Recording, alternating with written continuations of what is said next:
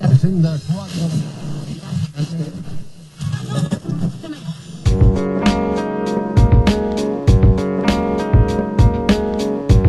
Ràdio Pauenca. Actualitat, opinió, cultura, entreteniment, oci, esports, tradicions. Al dial, FM i a internet, Ràdio Pauenca. Les 24 hores del dia a rtbp.tk. Ràdio Pauenca. Escolta-la.